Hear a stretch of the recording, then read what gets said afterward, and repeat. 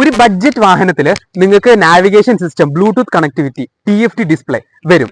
അത് നിങ്ങൾക്ക് അറിയോ? അതെ, നമ്മൾ ഇന്ന് വന്നിട്ടുള്ളത് SP125 ആയിട്ടാണ്. അതെ, ഹോണ്ടയുടെ SP125 ആയിട്ടാണ്. 123.94cc അറൌണ്ട് വരുന്ന ഒരു വാഹനമാണ്. അപ്പൊ നമ്മൾ 125cc എന്നാണ് വിളിക്കുന്നത്. അപ്പൊ ഈ ഒരു വാഹനം ആക്ച്വലി പ്രൊഡ്യൂസ് ചെയ്യുന്ന ടോർക്ക് എന്ന് പറഞ്ഞാൽ 10.9 Nm ഓഫ് ടോർക്കും അതുപോലെ തന്നെ 8 kW പവർ ആണ് വരുന്നത്.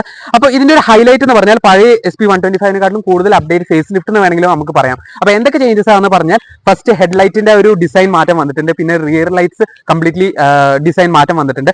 പിന്നെ ഏറ്റവും ഇമ്പോർട്ടന്റ് കാര്യം എന്ന് വെച്ചാൽ നമുക്കൊരു ഇന്റലിജന്റ് TFT ഡിസ്പ്ലേ വരുന്നുണ്ട്.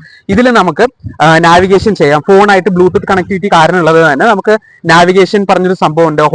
ഹോണ്ടയുടെ റോഡ് സിങ്ക് ആപ്പ് പറഞ്ഞൊരു ആപ്പ് വരുന്നുണ്ട്. അതുവഴി നമുക്ക് നാവിഗേഷൻ പ്ലേ ചെയ്യാം, മ്യൂസിക് പ്ലേ ചെയ്യാം, അതുപോലെ തന്നെ കോൾ അറ്റൻഡ് ചെയ്യാം. അപ്പൊ നമുക്ക് ഫോൺ നോക്കിയിട്ട് റൂട്ട് മാപ്പ് നോക്കേണ്ട ആവശ്യമില്ല.